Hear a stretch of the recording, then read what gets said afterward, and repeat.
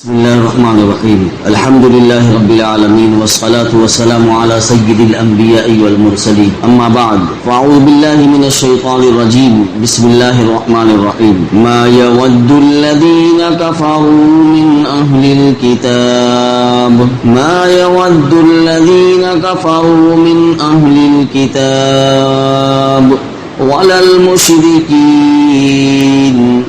المشركين أن ينزل عليكم من خير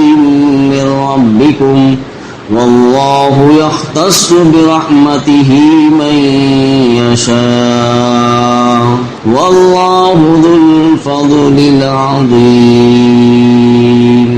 یہ سورہ بقرہ کی آیت نمبر 105 ہے۔ اللہ رب العزت ارشاد فرماتے ہیں کافر لوگ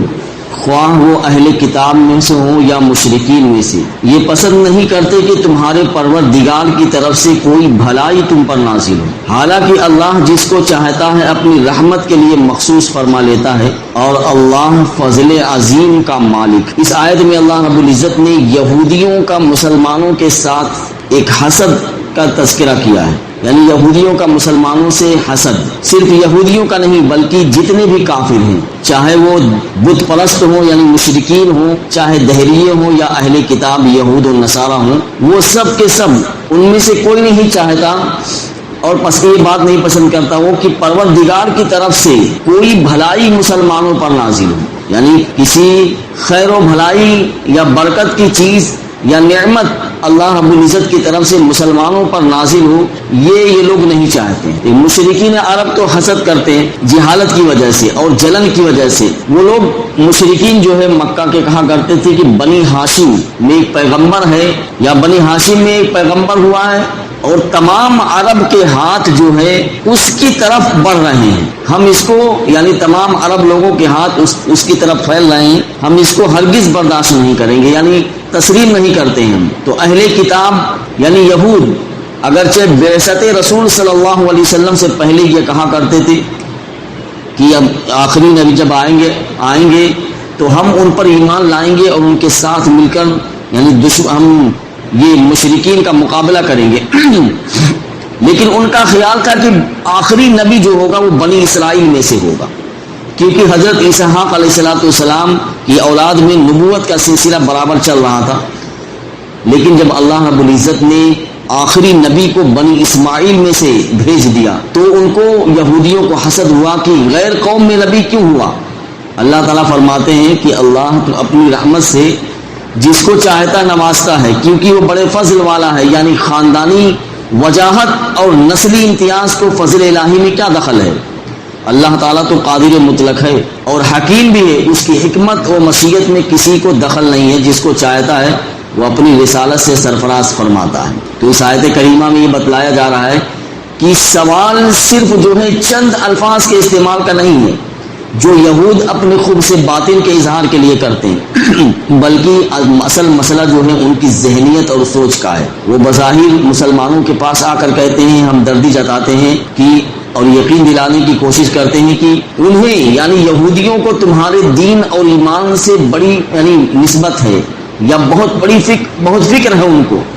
اور وہ خود اسلام کے بارے میں مخلصانہ طرز عمل اختیار کرتے ہیں، یا ان کا عمل جو ہے مخلصانہ ہے اور اس کو جاننے اور سیکھنے کی وہ لوگ جو ہے اسلام کو جاننے کے لیے اس کو سیکھنے کے ان کے دل میں تڑپ ہے۔ اللہ رب العزت کہتے ہیں کہ حقیقت جو ہے اس کے بالکل برعکس ہے۔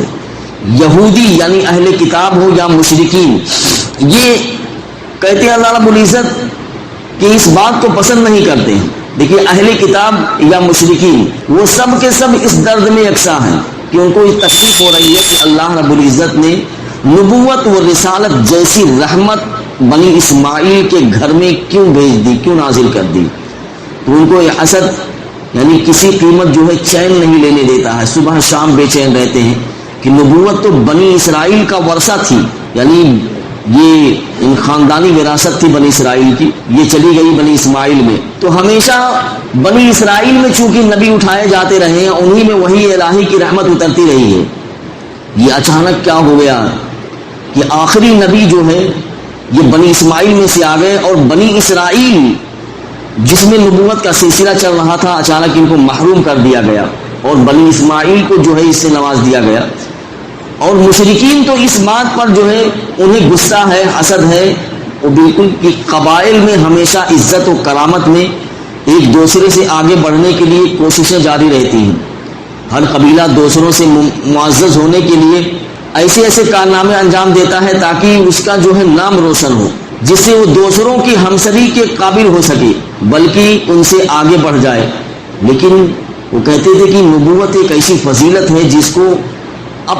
کوئی اپنے زور بازو سے حاصل نہیں کر سکتا ہے. اگر یہ تسلیم کر لیا جائے کہ بنی ہاشم کو فضیلت ادا کر دی گئی ہے تو ہمیشہ کے لیے دوسرے قبیلوں سے آگے بڑھ گئے. اور پھر اسی پر بس نہیں، ان کے یہاں فضیلت کے اسباب میں سے سب سے بڑا سبب جو ہے دولت اور ثروت تھی. لیکن وہ کہتے تھے کہ کیا اندھیر مچا ہے کہ ایک ایسے شخص کو نبوت دے دی گئی جو ان کے معاشرے کا ایک غریب ترین شخص تھا. یعنی اللہ کے رسول صلی اللہ علیہ وسلم کے بارے میں فرماتے کہ جو یتیم پیدا ہوا ان کے معاشرے کا ایک غریب ترین شخص تھا، یتیم پیدا ہوا ہے، اور جس نے وراثت میں جو ہے ایک اونٹنی ایک اور لونڈی کے سوا کچھ نہیں پایا. یعنی اللہ کے رسول صلی اللہ علیہ وسلم کو وراثت میں صرف یہی چیزیں ملی تھی. جب آپ کے والد کا انتقال ہوا تو کہتے تھے کہ اتنے غریب ترین شخص کو یہ نبوت کیسے مل گئی.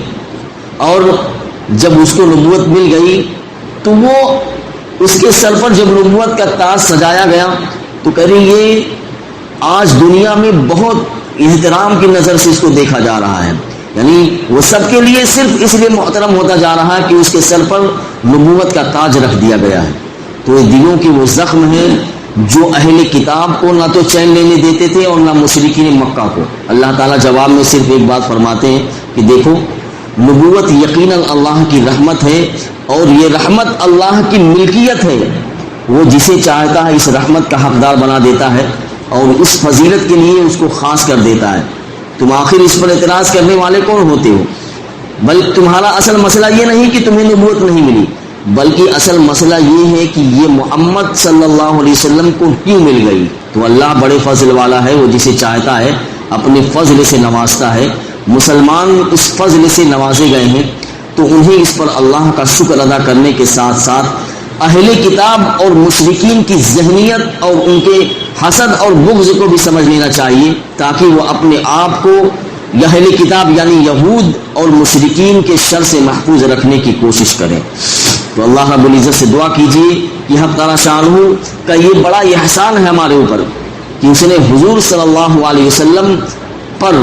قرآن کریم نازل فرمایا اور ہم کو یعنی مسلمانوں کو اس پر ایمان رکھنے کی ہدایت عطا فرمائی. اور کفار اور مشرکین جو مسلمانوں کے یہ کبھی خیر خواہ نہیں ہو سکتے ہیں، کبھی بھی نہیں خیر خواہ ہو سکتے. قرآن صاف اعلان کر رہا ہے ان کے بارے میں، یہ کبھی خیر خواہ نہیں ہو سکتے. حق تعالیٰ شانہ ان کی مشابہت سے اور ان کی متابعت سے ہم سب کو بچا کر رکھے، اور ہمیں جو احکام یعنی قرآن و حدیث سے ہم تک پہنچے اللہ رب العزت ان پر دل و جان سے ہم سب کو اس پر عمل پیرا ہونے کی توفیق عطا فرمائے.